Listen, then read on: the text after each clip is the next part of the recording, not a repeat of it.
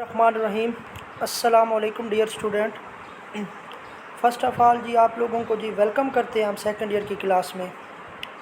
آج ہم جی second year کا فرسٹ لیکچر ڈسکس کرنے لگے ہیں۔ لیکچر ڈسکس کرنے سے پہلے جی پیپر پیٹرن کو ڈسکس کرتے ہیں کہ فزکس کے پیپر میں کتنے شارٹ کوشچن آتے ہیں، کتنے نومیریکلز ہوتے ہیں اور کتنے ایم سی کیوز ہوتے ہیں۔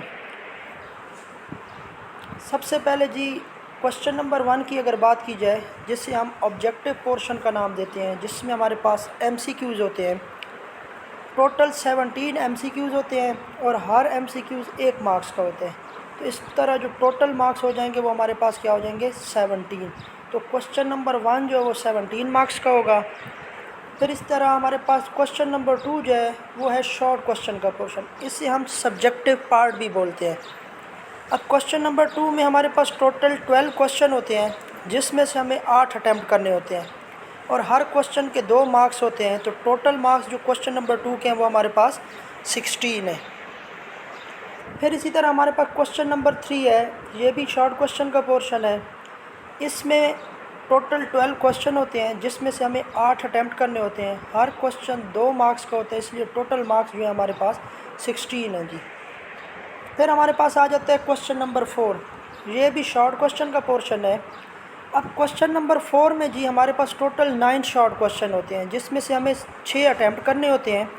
ہر کوشچن کے 2 مارکس کو ہوتے ہیں اور جی ٹوٹل جو اس کے مارکس ہو جائیں گے وہ ہو جائیں گے 12۔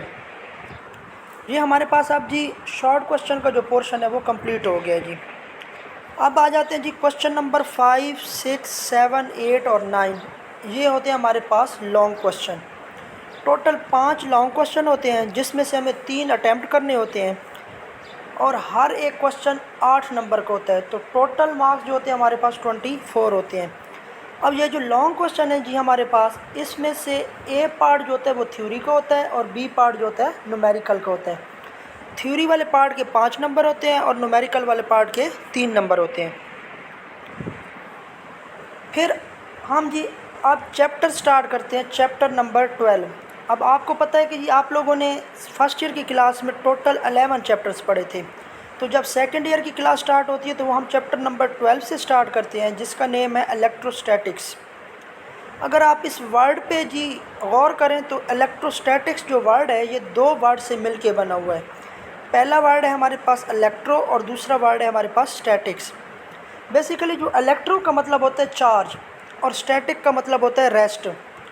تو الیکٹروسٹیٹک کی اگر ہم ڈیفینیشن کریں تو وہ کچھ اس طرح ہوگی کہ branch of physics that deal with the study of charges at rest is called electrostatic. کہ فزکس کی ایسی شاخ جس میں ہم چارجز کے بارے میں اسٹڈی کرتے ہیں، کب؟ جب چارجز کس میں ہوتے ہیں؟ ریسٹ میں ہوتے ہیں۔ یہ تو ہو گیا ہمارے پاس الیکٹروسٹیٹک کی ڈیفینیشن۔ اب کیونکہ ہم نے چارج کا ذکر کیا ہے تو بیسیکلی ہمارے پاس ٹائپس آف چارجز ہوتے ہیں۔ اب ہمارے پاس 2 ٹائپس آف چارج ہوتے ہیں، ایک ہمارے پاس پازیٹیو چارج ہوتا ہے اور ایک ہمارے پاس نیگیٹیو چارج ہوتا ہے۔ اب یہ پازیٹیو چارج اور نیگیٹیو چارج ان کی اپنی کیا ہوتی ہے؟ پراپرٹیز ہوتی ہیں۔ تو پراپرٹیز کو اگر ہم ڈسکس کریں تو جو لائک چارجز ہوتے ہیں وہ ایک دوسرے کو ریپیل کرتے ہیں۔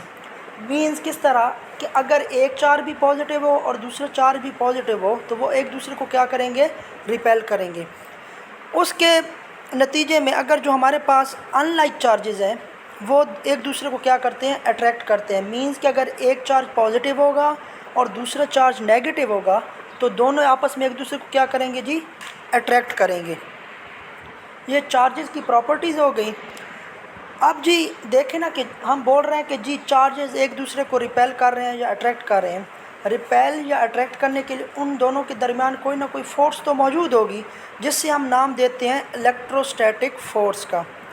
تو بیسیکلی الیکٹروسٹیٹک فورس کی اگر ہم ڈیفینیشن کریں تو وہ ایسی force, the force of attraction اور ریپلشن، کہ 2 چارجز کے درمیان یا تو فورس آف اٹریکشن ہوگی یا فورس آف ریپلشن ہوگی، اور اس فورس کو ہم کیا نام دیتے ہیں؟